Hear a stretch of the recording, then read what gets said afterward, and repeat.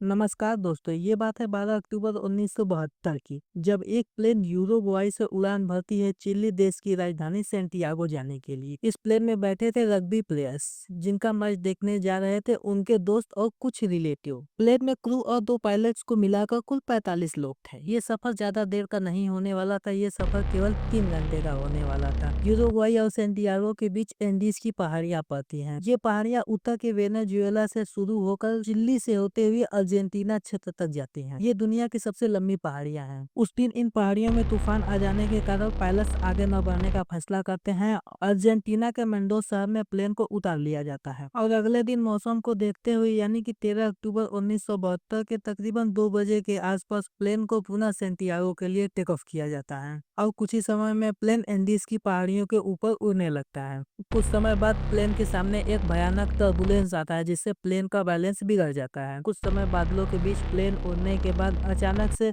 Pilot के सामने एक बड़ा सा पहाड़ आ जाता है। पायलट प्लेन को बचाने के लिए प्लेन का पूरा पावर लगा देते हैं, परंतु उस समय देर हो चुका था और प्लेन का पिछला हिस्सा से टकरा जाता है, जिससे कि पिछला हिस्सा टूटकर अलग हो जाता है और कुछ लोग प्लेन के पीछे वाले हिस्से के साथ उड़कर बाहर गिर जाते हैं, जिससे उनकी तुरंत मौत हो जाती है। इधर दूसरा हिस्सा बहुत आगे आकर गिरता है, जिससे आखिरी टकराव होता है। प्लेन के कॉकपिट का बुरा हाल हो जाता है। प्लेन के कॉकपिट में ही दोनों पायलट का डेथ हो जाता है। दोस्तों, अब शुरू होती है सर्वाइवल की असली कहानी। अब जीवित लोगों के पास 2 चुनौतियां थी। एक वो थी हड्डी जमा देने वाली ठंड, तो दूसरी वो थी खाने की कमी। क्या सर्वाइव कर पाएंगे लोग? आइए जानते हैं इस वीडियो में। इस हादसे में 12 लोग तो तुरंत मारे गए थे, 33 लोग ही बचे थे। क्रैश के कुछ ही समय में लगभग शाम होने वाली थी।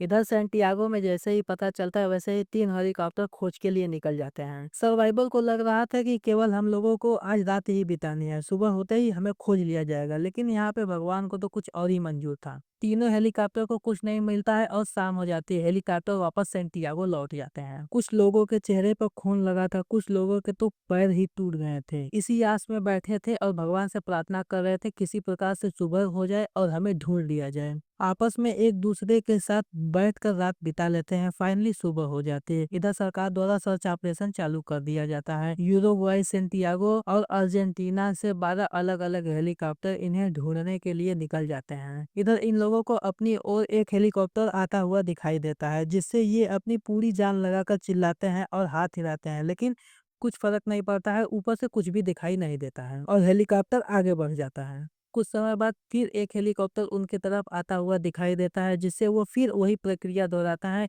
जिससे इस बार भी उन्हें कोई फायदा नहीं होता है और हेलीकॉप्टर आगे बढ़ जाता है। उस दिन इनके ऊपर से कुल 3 हेलीकॉप्टर जाते हैं, लेकिन दुर्भाग्यवश कोई भी हेलीकॉप्टर इन्हें नोटिस नहीं कर पाता है और तीनों के तीनों हेलीकॉप्टर आगे बढ़ जाते हैं। कुछ ही समय बाद रात हो जाती है और 5 सर्वाइव नहीं कर पाते हैं, जिसकी वजह से वह गुजर जाते। अब जनसंख्या 33 से घटकर 27 रह जाती है। अगले दिन बचे लोग प्लेन पे SOS लिखने की कोशिश करते हैं। 1-2 लेटर लिखने के बाद उन्हें रियलाइज हो जाता है कि हमारे पास इतनी लिपस्टिक नहीं है कि हम सभी लेटर्स लिख पाएं। तब ये लोग सूटकेस की मदद से एक्स का निशान बनाते हैं, जिससे भी कोई फायदा नहीं होता है और जहाज आती हैं चली जाती हैं, इन्हें ऊपर से नोटिस नहीं कर पाती हैं। इसी प्रकार से रोज 2-3 जहाजें इनके ऊपर से गुजरती, ये हाथ हिलाते चिल्लाते, लेकिन कोई फायदा नहीं होता था। अब परेशानियां बढ़ती जा रही थी। इनके पास खाना और पानी दोनों खत्म हो चुके थे। ये लोग किसी प्रकार से बर्फ को पिघलाकर पानी को बूंद बूंद इकट्ठा करके पी पा रहे थे, लेकिन खाने का इनके पास कोई इंतजाम नहीं था। समय बीतता जा रहा था। अंत में उन्हें अपने दोस्तों रिश्तेदारों के मरे हुए बॉडी से मांस निकाल कर खाना पड़ा। सच में दोस्तों, ये कहानी रोंगटे खड़े कर देने वाली थी, परंतु वे अपने दोस्तों के मांस खाने पर विवश थे। इसके अलावा उनके पास कोई और चारा नहीं था। यहाँ तक तो जैसे तैसे चल रहा था, लेकिन परेशानियां रुकने वाली कहाँ थी। 17 दिन बीत चुके थे। 29 अक्टूबर की रात हिमस्खलन आता है। हिमस्खलन आने की वजह से कई लोग उसी में दब जाते हैं और उस रात 8 लोगों की और मौत हो जाती है। अब जीवित लोगों की संख्या घटकर 19 हो जाती है। इधर 2-3 प्लेन उनके ऊपर से रोज गुजरते, परंतु प्लेन वाइट होने के कारण उन्हें कोई नोटिस नहीं कर पा रहा था। अब ऐसे ही निराशा और टूटे हुए प्लेन के सहारे समय बीतता जा रहा था। 12 दिसंबर 1972 को अब 60 दिन बीत चुके थे। थे। तभी ये लोग रेडियो पे खबर सुनते हैं कि सरकार द्वारा सर्च ऑपरेशन बंद कर दिया गया है। अब बचे हुए लोग ये खबर सुनकर अंदर ही अंदर टूट जाते हैं। ये खबर सुनकर वो लोग सोच लेते हैं मरना तो होता है, क्यों ना मदद की खोज करते हुए मरा जाए। तो जीवित लोगों में से 3 स्वस्थ जवान कर्नाडो फराडो, रॉबर्टो कार्नेलेसा और एंटोनियो विजिटन प्लेन की रुइयों से बनी हुई एक बड़ा सा गड्ढा लेकर मदद की तलाश में निकल जाते हैं। तो मांस के टुकड़े अधिक दिए जाते हैं ताकि वो ज्यादा देर तक सर्वाइव कर पाए और मदद ढूंढ सकें। दिन भर चलते रात होते ही एक ही गड्ढे में तीनों आपस में लिपट कर सो जाते, जिससे ठंड कम लगती थी। चलने के बाद वे वहां पहुंच जाते हैं जहां प्लेन का पिछला हिस्सा पड़ा था। वहां पर उन्हें एक बैटरी मिलती है। फिर वे सोचते हैं क्यों ना इसे प्लेन के आगे वाले हिस्से के पास ले जाया जाए और कुछ इक्विपमेंट चालू किया जाए जिससे कि संदेशा भेजा जा सके। बैटरी 25 केजी का होने के कारण उनकी हिम्मत गवाही नहीं देती और वो बैटरी को छोड़कर आगे चल देते हैं। कुछ देर आगे चलने के बाद पहाड़ की ऊंची छोर पर पहुंच जाते हैं, जिससे उन्हें पहाड़ी का अंदाजा हो जाता है। खाना भी खत्म हो रहा था तो वहां से एक लोगों को क्रैश साइट पर वापस भेज दिया जाता है और 2 लोग आगे बढ़ते रहते हैं। 4 दिन और चलने के बाद यानी कि कुल 10 दिन चलने के बाद वह एक नदी के किनारे पहुंच जाते हैं। नदी के उस पर उन्हें एक घुड़सवार आदमी दिखाई देता है। वे लोग उसे चिल्लाकर बताना चाहते थे, लेकिन नदी का शोर इतना तेज था कि उनकी आवाज उस घुड़सवार तक नहीं पहुंच पा रही थी।